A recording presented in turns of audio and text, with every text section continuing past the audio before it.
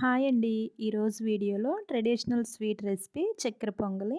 ఈ చక్కెర పొంగల్ని సింపుల్‌గా, టేస్టీగా ఎలా చేయవచ్చో ఇప్పుడు ఈ వీడియోలో చూసేద్దాం. స్టవ్‌పై ప్యాన్ పెట్టుకొని పావు కప్ పెసరపప్పును లో ఫ్లేమ్‌లోనే బాగా కలుపుతూ ఎర్రగా వేయించుకోవాలి. నీట్‌గా కడిగిన పెసరపప్పును ఒక గిన్నెలో తీసుకొని దీనిలోకే ముప్పావు కప్పు రైస్ కూడా వేసుకొని 2 కప్పుల వాటర్ కూడా పోసుకొని దీనిలోకే కొంచెం సాల్ట్ వేసుకొని మూత పెట్టి హై ఫ్లేమ్‌లో 10 నిమిషాలు ఉడికించుకోవాలి.